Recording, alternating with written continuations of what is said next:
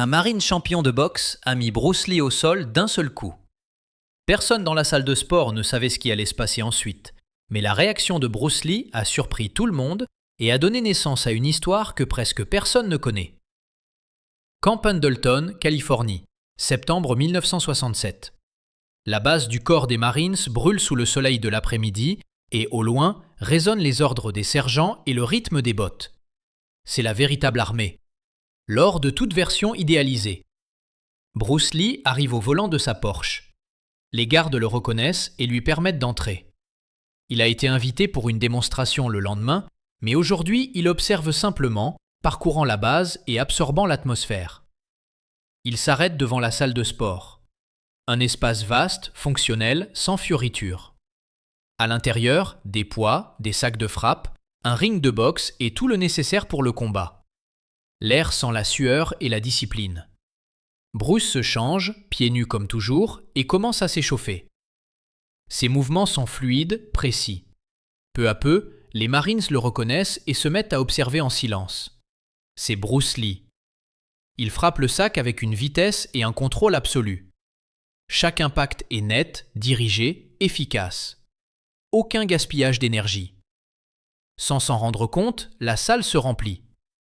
Les Marines observent à distance, attentifs, apprenant sans interrompre. Au bout d'une demi-heure, Bruce s'arrête, boit de l'eau, respire et, en levant les yeux, découvre une vingtaine d'hommes qui le regardent. Il sourit et les salue. Ils répondent avec respect. L'un d'eux s'approche, grand, fort, discipliné. « Monsieur Lee, je suis le caporal James Sullivan. Je suis votre admirateur. » Ils échangent quelques mots. Sullivan parle de son expérience dans les Marines et de sa formation en combat de base et un peu de boxe. Bruce écoute avec intérêt. « Tu fais de la boxe ?»« J'en faisais. » Bruce l'observe un instant et désigne l'espace devant lui. « Montre-moi ta garde. » Sullivan hésite à peine une seconde et adopte sa position. Elle est solide, très solide. Bruce observe la posture de Sullivan et la reconnaît aussitôt. Équilibre parfait, main ferme, pas de tension inutile. Ce n'est pas la garde d'un amateur, c'est de la vraie boxe. « Je me suis un peu entraîné », minimise Sullivan. Bruce voit des années de pratique derrière ce mouvement. Il continue à parler pendant un bon moment. La salle reprend sa routine, tandis qu'il reste près du ring, discutant comme deux hommes qui comprennent le combat.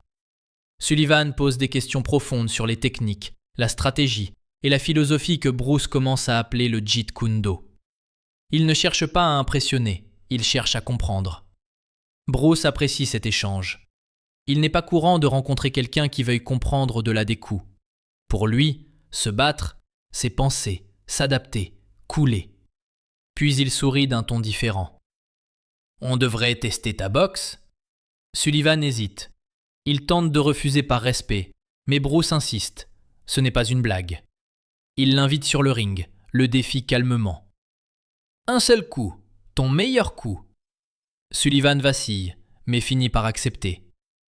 Ils montent tous deux sur le ring. Bruce se déplace léger, détendu. Sullivan adopte sa garde, ferme, discipliné, bien qu'il doute encore. Il lance un jab rapide. Bruce l'esquive sans effort. « Ce n'est pas ton meilleur coup. » Sullivan baisse un peu les mains. Il ne veut pas le blesser. Bruce sourit. « Tu ne me blesseras pas. Maintenant, donne-moi un vrai coup, avec tout. » Sullivan se réajuste, respire et lance un cross avec toute sa puissance. La technique est impeccable. Bruce tente de l'esquiver, mais au dernier instant, il s'arrête et le reçoit. Le coup frappe net sa mâchoire, sa tête vacille, il perd l'équilibre et tombe assis sur la toile. Il n'est pas inconscient, mais l'impact est clair. Sullivan pâlit. « Désolé, monsieur Lee. » « Ça va. » Bruce reste silencieux quelques secondes, se massant la mâchoire, puis se met soudain à rire. « C'était un coup d'enfer. » Il se lève, souriant encore. La mâchoire enfle déjà, mais il n'a pas mal. De l'admiration. « Où as-tu appris à frapper comme ça, Sullivan ?» Puis Sullivan admet la vérité. « J'ai été champion des Golden Gloves 3 années de suite. » Bruce le regarde surpris. « Ce n'est pas un peu, c'est du professionnel. » La tension disparaît. Tous deux sourient. « Ça signifie que je te dois un coup, dit Bruce. Sullivan fronce les sourcils. Un coup? Tu m'as frappé. Maintenant, je te frappe à mon tour. Accepte. Même règle. Un seul coup. Puissance totale. Ils se placent face à face. Cette fois, c'est Bruce qui attaque. Il se déplace léger, observant. Il lance une feinte. Sullivan résiste. Une autre feinte. Et cette fois, Sullivan réagit à peine. Cela suffit. Bruce attaque, mais non pas avec un poing, avec un coup de pied latéral explosif qui monte au-dessus de la garde et file directement vers son visage. Le coup de pied part avec une vitesse brutale. Sullivan réagit à peine, tente de reculer, mais le pied de Bruce atteint son menton avant qu'il ne puisse s'échapper. Ce n'est pas la puissance maximale, Bruce la retient, mais c'est suffisant. Sullivan vacille et s'agrippe aux cordes, surpris. « Qu'est-ce que c'était que ça ?» « Un coup de pied latéral, » répond Bruce. Sullivan cligne des yeux. « Je regardais tes mains, j'ai oublié tes pieds. » Bruce sourit. « C'est là le but. » Il reste quelques secondes en silence. Tous deux portent déjà la marque de l'échange. Bruce s'approche et lui tend la main. « On est bon, on est bon. C'était incroyable. » Il s'assoit près des cordes, se touchant la mâchoire et souriant comme deux combattants qui viennent d'apprendre quelque chose de vrai. « Je n'arrive pas à croire que je t'ai frappé. »« Je n'arrive pas à croire que je ne l'ai pas vu venir, » répond Bruce. C'était parfait. La salle continue son rythme autour d'eux. Pour les autres, ce ne fut qu'un bref sparring, mais pour eux, ce fut une leçon. « Pourquoi voulais-tu que je te frappe ?» demande Sullivan. Bruce réfléchit un instant. « Parce que j'avais besoin de sentir un vrai coup, sans respect, sans retenue. C'est comme ça qu'on apprend. » Il fait une pause. « Et mon coup de pied a fait la même chose pour toi. Maintenant, tu sais ce que ça fait vraiment. » Sullivan ressent. « C'est plus rapide et ça vient d'angles que je ne vois pas. » « C'est la différence, dit Bruce. La boxe, c'est direct. Le kung-fu utilise des angles. »« Lequel est le meilleur ?» Bruce sourit. « Les deux. Ton coup m'a mis à terre. Mon coup de pied t'a touché. » Pendant un moment, ils échangent techniques, idées, expériences. Deux styles différents trouvant un terrain d'entente. Finalement, Sullivan propose. « Tu devrais revenir, t'entraîner avec nous, sans spectacle, rien que du réel. » Bruce aime l'idée. « J'adorerais. » Le lendemain, Bruce fait la démonstration officielle devant des centaines de Marines. Tout est impeccable, contrôlé, impressionnant. Mais Sullivan, observant de derrière, comprend. Ce n'est pas le véritable Bruce Lee. Le véritable était celui d'hier. Dans la salle de sport la veille, il n'y avait ni caméra ni applaudissements, seulement de la sueur, des coups réels, et deux hommes se faisant face avec honnêteté. Bruce a reçu un coup net, a répondu avec précision, et surtout, a appris. Après la démonstration officielle, quand tout redevient calme, Bruce et Sullivan se retrouvent près de la sortie. « C'était tout un spectacle, » dit Sullivan. « C'était de la performance. Ce d'hier, c'était de l'entraînement, » répond Bruce. Ils se serrent la main, cette fois comme des égaux, non pas comme un invité et un marine, mais comme deux combattants qui se sont vraiment éprouvés. Durant les années suivantes, Bruce revient souvent à Camp Pendleton, non plus pour se produire, mais pour s'entraîner. Il travaille avec de petits groupes de Marines, enseignant des techniques réelles, corrigeant sans rien adoucir. Les sessions deviennent légendaires. Sullivan est toujours là. Avec le temps, il devient son pont au sein de la base et un ami proche. Leur relation se renforce à chaque entraînement, à chaque échange honnête. Au début des années 1970, Sullivan doit décider de son avenir. Il peut rester dans les Marines ou sortir vers l'inconnu. Bruce consulte Sullivan. « Qu'est-ce que tu veux faire ?» lui demande Bruce. Sullivan hésite, mais il sent qu'il y a autre chose au-delà. Bruce l'encourage. « Tu pourrais enseigner, tu as ce don. » Finalement, Sullivan décide de quitter l'armée et de déménager à Los Angeles. Bruce tient parole et le présente au monde du cinéma. Sullivan trouve sa place comme coordinateur de cascade et conseiller, gagnant le respect grâce à son travail. Il continue de s'entraîner avec Bruce et de progresser. Peu après, il ouvre une petite école dédiée aux anciens combattants en quête de discipline et de sens. Bruce lui rend visite occasionnellement, sans annonce, sans paiement, juste pour enseigner, partager et aider. L'école commence à grandir et l'histoire à se répandre. La méthode de Sullivan porte ses fruits. Son école cesse d'être un simple lieu d'entraînement pour devenir un espace où les vétérans trouvent une direction, une discipline sans ordre, un but sans guerre et une communauté sans uniforme. Cela fonctionne. Bruce observe cette croissance avec fierté.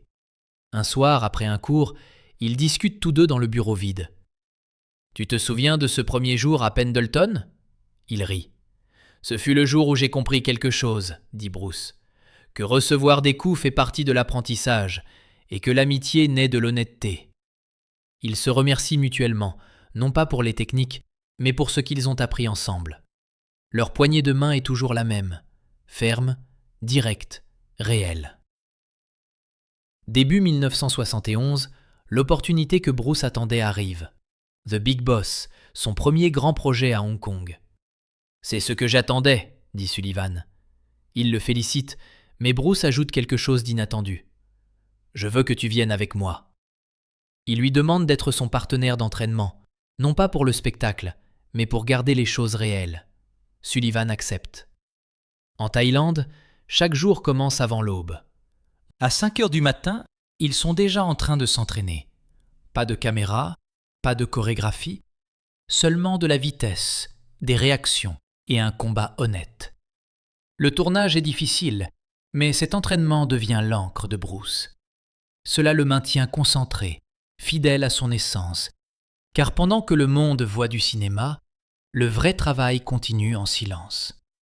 Comme toujours, deux combattants s'entraînent, apprennent et honorent ce qui a commencé des années plus tôt dans une salle de sport de Camp Pendleton. Un matin à Bangkok, après l'entraînement, Bruce et Sullivan se reposent devant l'autel tandis que le soleil commence à se lever. Tout est silencieux un instant. « Tu sais ce que j'ai réalisé ?» dit Bruce. « Quoi donc ?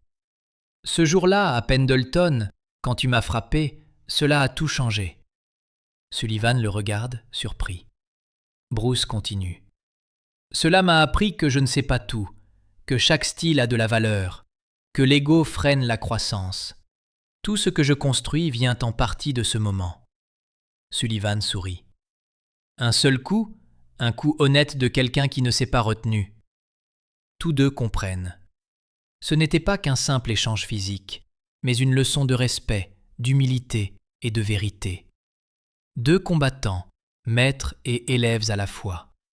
Des mois plus tard, le tournage de The Big Boss se termine. Bruce retourne à Hong Kong et Sullivan rentre à Los Angeles, à son école et à ses élèves. Malgré la distance, ils restent en contact.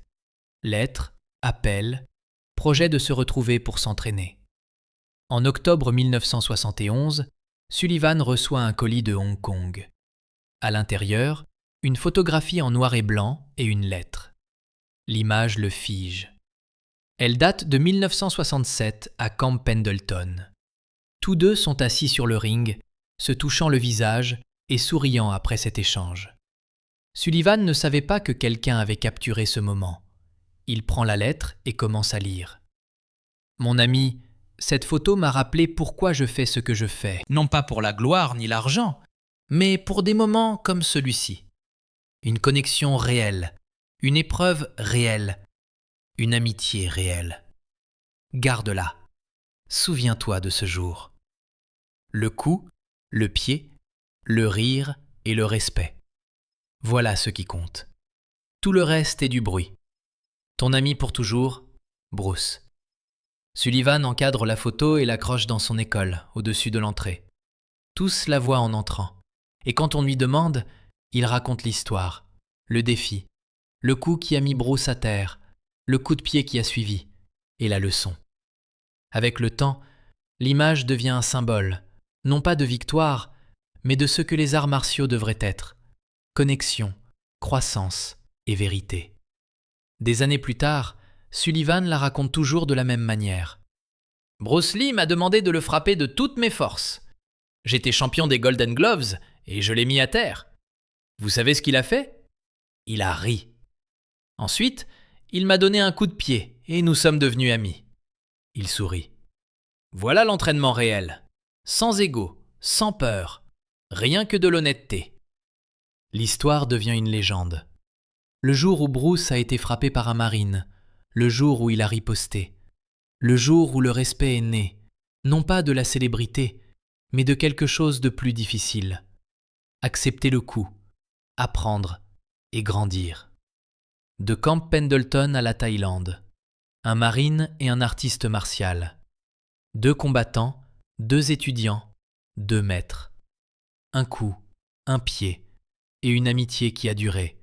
Car à la fin, il ne s'agissait jamais de la gloire, il s'agissait de ce moment d'honnêteté, de cette amitié. Et c'est la seule chose qui demeure.